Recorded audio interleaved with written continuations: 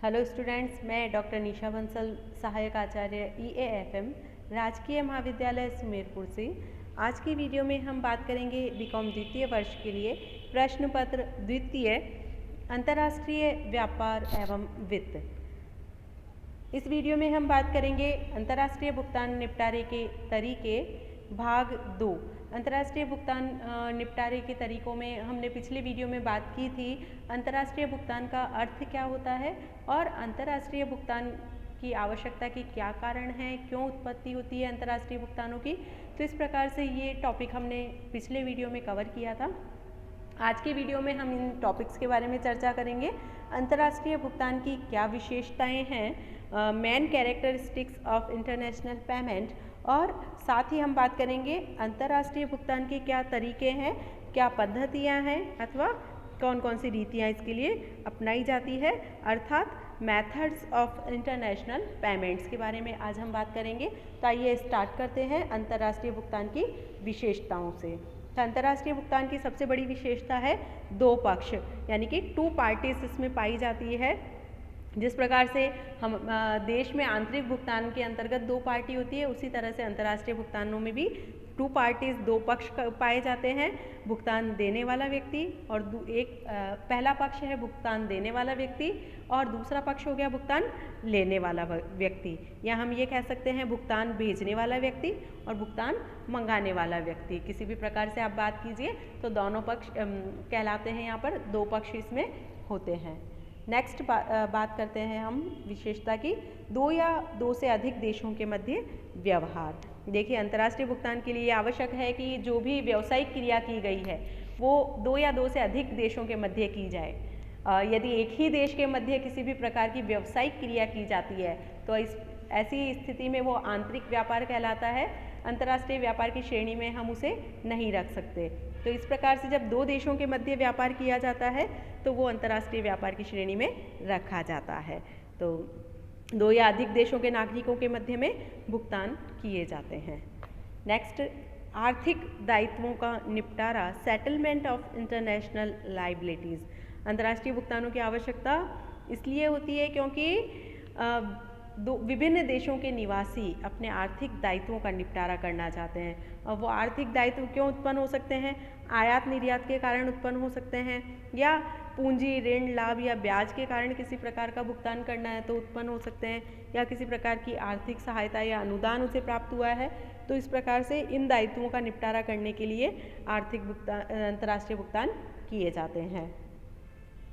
Next point है मूल्य हस्तांतरण, ट्रांसफ़र ऑफ वैल्यू, यानी कि इसके अंतर्गत इसके लिए बहुमूल्य धातुएं भेजी जा सकती हैं या बैंकों के माध्यम से भुगतान किया जा सकता है। मूल्य हस्तांतरण यानी कि जो भी वस्तुएं क्रय की गई है उसके बदले में विधिग्राह्य मुद्रा चुकाई जा सकती है। यदि दोनों देशों में विनिमय स्वतंत्र है मुद्राओं का तो किसी भी देश की मुद्रा में विधिग्राह्य मुद्रा में भुगतान किया जा सकता है, बहुमूल्य धातुओं के रूप में भुगतान किया जा सकता है, या अन्य किसी माध्यम से बैंक ड्राफ्ट के द्वारा या चेक के द्वारा भी भुगतान किया जा सकता है। बहुत सारी विधियां हैं जो हम आगे पढ़ेंगे इसी वीडियो में। नेक्स्ट देखिए, जटिल प्रक्रिया, कॉम्प्लिकेटेड प्रोसेस। देखिए, इसको एक कॉम्प्लिकेटेड प्रोसेस क्यों बोलते हैं? क्योंकि एक सामान्य व्यक्ति के समझ से ये परे होता है, सामान्य व्यक्ति से नहीं समझ पाता। किस वस्तु के लिए किस देश की मुद्रा की विनिमय दर क्या है, कितनी मुद्रा देनी है, उसमें कितना ऊंचा वचन हुआ है, ये समझना बहुत ही आम आदमी के लिए थोड़ा सा टिपिकल हो जाता है। सामान्य व्यक्ति के लिए ये समझना थोड़ा कठिन कार्य है। तो इस प्रकार से जनरली ये जो लेन देन की क्रियाएं हैं बैंकों द्वारा ही संपादित की जाती है या वित्तीय संस्थाओं द्वारा संपादित की जाती है, इसीलिए ये एक जटिल प्रक्रिया कहलाती है।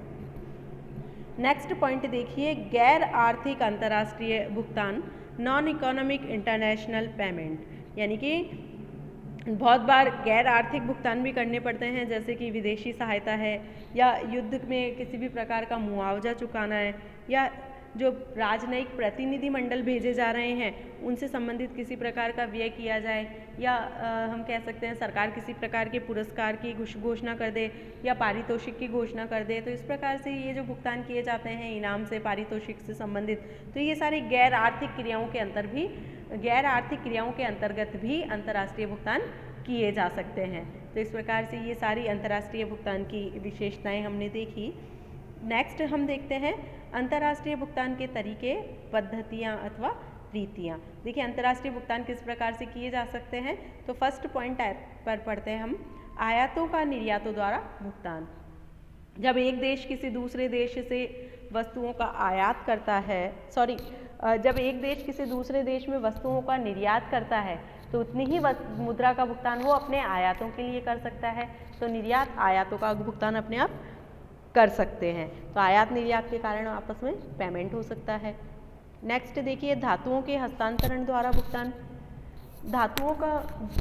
धातु मुद्रा जब चलन में थी, सोना चांदी या अन्य प्रकार की जो भी मुद्रा थी, तो इस प्रकार से सोने चांदी के सिक्कों में, टुकड़ों में या बहुमूल्य धातुओं के हस्तांतरण द्वारा भी भुगतान किया जा सकता था। वर्तमान में भी यदि देश चाहे तो इस प्रकार से बहुमूल्य धातुओं के लेन देन द्वारा भी भुगतान किया जा सकता है। तो इस प्रकार से धातुओं के हस्तांतरण द्वारा भी भुगतान किया जाता है।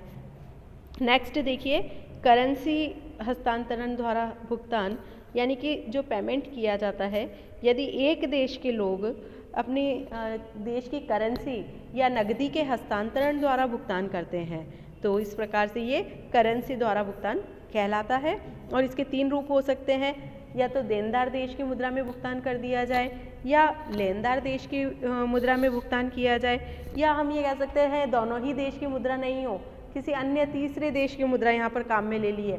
तो इस प्रकार से तीनों ही प्रकार से भुगतान किया जा सकता है, देनदार देश की मुद्रा में, लेनदार देश की मुद्रा में, या किसी अन्य देश की मुद्रा में भी पेमेंट किए जा सकते हैं। तो ये सारे पेमेंट कहलाते हैं करेंसी हस्तांतरण द्वारा भुगतान। नेक्स्ट प्रकार देखते हैं हम विदेशी मनी ऑर्डर द्वारा भुगतान, यानी कि फॉरेन मनी ऑर्डर द्वारा भुगतान किए जा सकते हैं। जब एक देश के लोग अपने जिस प्रकार से एक देश में लोग मनी ऑर्डर द्वारा, डाक द्वारा लेन देन करते हैं, अपने भुगतान लेते हैं, उसी प्रकार विदेशी सीमाओं में भी इस प्रकार के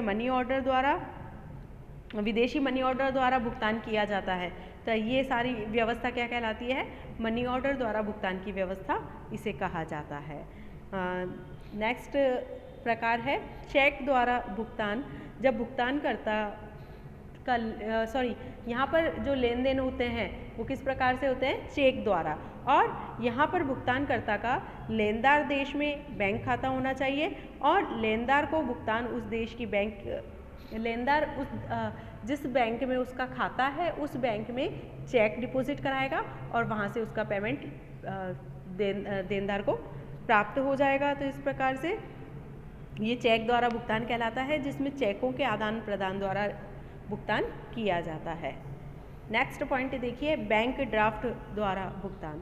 जनरली ड्राफ्ट का मतलब क्या है, ड्राफ्ट एक बैंक द्वारा अपनी दूसरी शाखा के नाम से लिखा गया एक चेक होता है। इस पद्धति के अंतर्गत ऋणी अपने देश में स्थित बैंक में धनराशि जमा कराकर लेनदार के देश की शाखा के नाम बैंक ड्राफ्ट प्राप्त कर लेता है, और ये बैंक ड्राफ्ट बाई एयर या अन्य किसी प्रकार से देनदार को भेज दिया जाता है। लेनदार को डाक द्वारा इस प्रकार से भेज दिया जाता है, और लेनदार इस ड्राफ्ट का भुगतान अपने देश में प्राप्त कर लेता है। तो ये सारा क्या कहलाता है, बैंक ड्राफ्ट द्वारा भुगतान। नेक्स्ट पॉइंट है डाक द्वारा हस्तांतरण, यानी कि जब चूँकि ड्राफ्ट से यदि पेमेंट किया जाता है तो उसका खर्चा बहुत ज़्यादा आता है, व्यय अधिक होने के कारण इस पद्धति का उपयोग कम किया जाता है, या हम कह सकते हैं ड्राफ्ट खोने का डर बना रहता है, ड्राफ्ट खो सकता है, उसके चोरी होने की संभावनाएं बनी रहती है। तो इन जोखिमों से बचने के लिए और मितव्ययिता से भुगतान करने के लिए डाक द्वारा हस्तांतरण किया जाता है। इसके अंतर्गत एक निश्चित रकम लेनदार के खाते में हस्तांतरित करने के आदेश देनदार द्वारा अपने बैंक को दिए जाते हैं, और उतनी राशि देनदार के बैंक द्वारा लेनदार के बैंक में ट्रांसफ़र कर दी जाती है। तो ऐसी सिचुएशन में शीघ्रतापूर्वक भुगतान कर दिए जाते हैं, इसे डाक द्वारा हस्तांतरण कहा जाता है। नेक्स्ट देखिए तार द्वारा हस्तांतरण। जब किसी भी प्रकार से लेनदार को शीघ्रता से भुगतान चाहिए तो ऐसे सिचुएशन में देनदार अपने देश में स्थित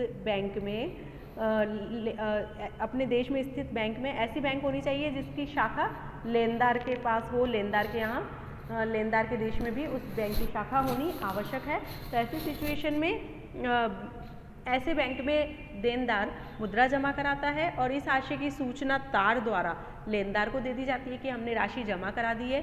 चूँकि ये व्यवस्थाएं पुरानी हैं, वर्तमान में फ़ोन अवेलेबल है तो इस प्रकार से फ़ोन द्वारा भी ट्रांसफ़र हो जाता है, ये पहले की व्यवस्थाएं हैं। ऐसे सिचुएशन में देनदार अपने बैंक शाखा में अपने अकाउंट में पैसा डिपॉजिट कराकर लेनदार को सूचना देता है और लेनदार इस तार के प्राप्त होने पर अपने अकाउंट से उस प्रकार का पैसा प्राप्त कर लेता है। तो इस प्रकार से ये तार द्वारा हस्तांतरण की क्रिया कहलाती है। नेक्स्ट है विदेशी यात्री चेक, यानी कि चूँकि विदेशों में पर्यटक घूमने के लिए जाते हैं, विदेशी यात्रा पर जाते हैं, तो इन यात्राओं के खर्चों को चुकाने के लिए विदेशी यात्री चेक जारी किए जाते हैं। ये यात्री चेक जिस देश का पर्यटक जा रहा है उस देश में उस पर्यटक द्वारा अपने देश के बैंक में राशि डिपॉजिट करके यात्री चेक प्राप्त कर लिए जाते हैं और जब वो घूमने के लिए जाता है उस देश में इन यात्री चेकों द्वारा भुगतान कर दिया जाता है। तो इस प्रकार से ये यात्री चेक बुक द्वारा भी वो विदेशी भुगतान कर सकता है। नेक्स्ट देखिए विदेशी विनिमय बिल। सामान्य रूप से विदेशी विनिमय बिल एक शर्त रहित लिखित आदेश है जिसमें लेनदार एक निश्चित राशि स्वयं को या अपने आदेशित व्यक्ति को मांग पर या निश्चित अवधि के बाद भुगतान करने का आदेश देता है।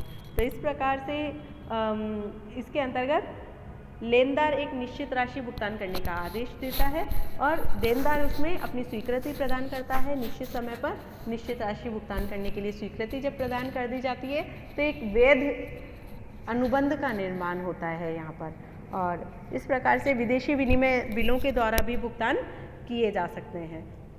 तो इस प्रकार से हमने जो तरीके देखे अंतर्राष्ट्रीय भुगतान के विभिन्न तरीके, पद्धतियाँ या रीतियों के बारे में आज हमने देखा।